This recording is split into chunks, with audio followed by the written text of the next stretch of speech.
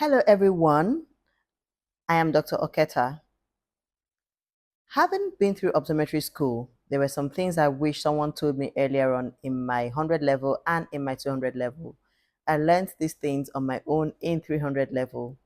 So, if you're an optometry student in Nigeria or in Africa and you want to learn the common mistakes optometry students make and how to avoid them, you definitely want to watch to the end of this video. These mistakes can mess with your grades, your mental health, your confidence, and your future practice. So let's save you the trouble, shall we? Mistake number one, skipping classes thinking you'd catch up later. One thing you need to learn about optometry is that optometry is layered. If you miss one class today, you might struggle to catch up with the topic the next day. Let's say, for instance, you miss a class on optics today.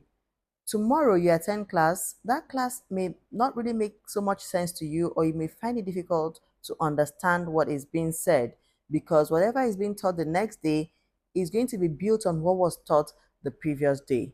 If you miss the third class, then the lecture may make zero sense.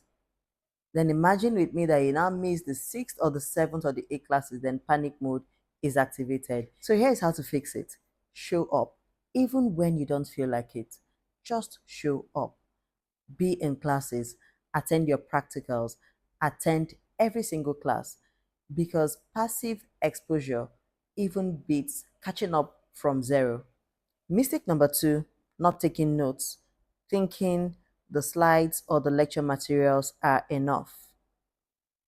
Sometimes you just sit there, you think you're actually hearing everything your lecturer is saying. As an educationist, I will tell you for free that not everything your lecturer says is in the slides or in the lecture material. So I would advise you take notes. Even if what you're writing doesn't make sense, I advise you write it down because there are some times your lecturer can give some illustrations in class, or there are times your lecturer can say something in class and those things will not be in your lecture notes. And guess what? On the exam day, those things may show up and they may sound alien to you. You may be wondering, oh, I haven't seen this before. Oh, my lecturer didn't say this in class before. When you take notes, it helps you when you're revising. It even helps you to process the lecture materials better. For mistake number three, I'm going to divide it into two parts, 3A and 3B. 3A, not doing your assignments at all. Forgetting that your assignments are part of your final scores at the end of the semester. So you wouldn't want to miss any assignment for any reason. 3B, copying assignments from your friends. I get it. You're tired, it's midnight, you want to sleep, and your friend has done his or her own assignment. The best thing to do is not to copy exactly what your friend has written.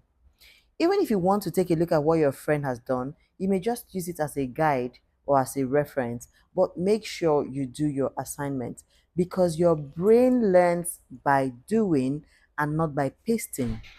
Mistake number four, waiting until it's exam time to start studying.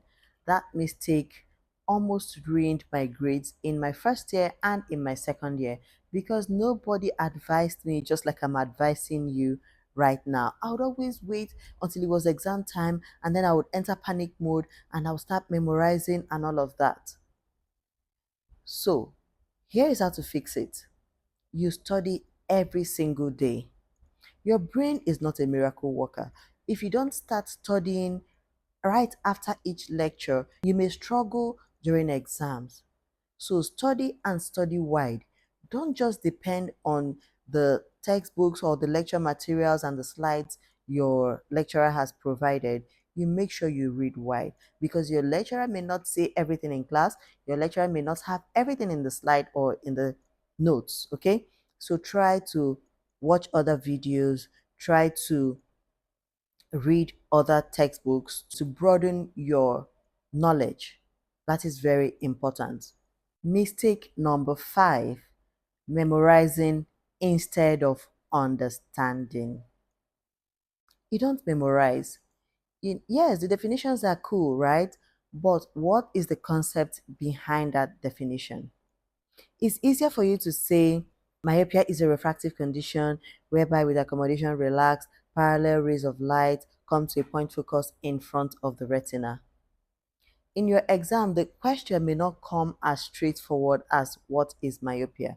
If a scenario is painted for you, would you be able to understand the question and to even know how to tackle the answer? Here is how to fix it. Use flowcharts, use mnemonics, try to paint scenarios in your mind, try to teach others, because when you teach others, you understand better, more like you own the knowledge when you teach others.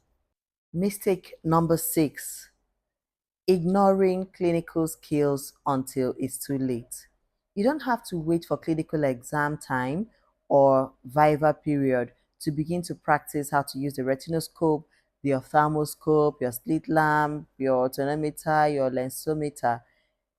If not, that is going to ruin you. Because if you study something theoretically, you may think you understand the concept, right?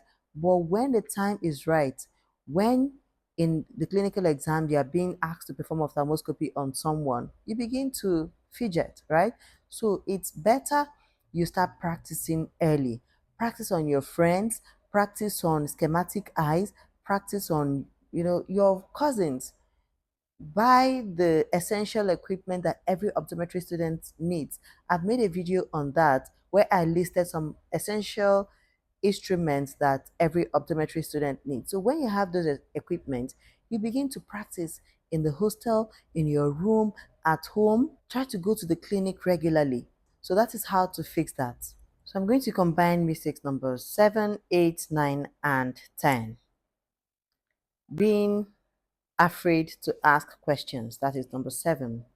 When you don't understand a concept, you feel your colleagues will think you're daft when you approach them to ask questions. Optometry is relatively tough, right? So nobody can do it alone. Try to form study groups. When you don't understand a concept, you ask during your study group discussion. Talk to mentors. In optometry school, you don't go solo. You're not, you can't, that doesn't make you a superhero. If not, you'll be burnt out. Okay, so try to ask questions, try to contribute even when lectures are going on. Next is, you shouldn't underestimate the power of discipline, because it's discipline that would help you to actually put everything I have said into practice. And never compare yourself with anyone. Our journeys are different, right? When you begin to compare yourself to people, it may not be so good on your mental health. Just stay on your lane, work on yourself, try to outdo your yesterday. The only person you should compare yourself with is you. Compare your today with your yesterday. Compare your performance today with your performance of yesterday. Never compare yourself with people. So I hope you would acquire the necessary discipline to practice every single thing I have said in this video. When you practice every single thing I have said and even more, trust me, you're going to succeed in optometry school. Optometry is not that difficult. You just need to have the why. What is your why, right? When you look at the why, it pushes you to do better. It pushes you not to give up. If you haven't subscribed yet to my channel, do well to subscribe. And if you haven't given this video a like, kindly give me a thumbs up. It helps YouTube to push out this video for more optometry students like you to see. Share this video with your friends as well. See you in my next video.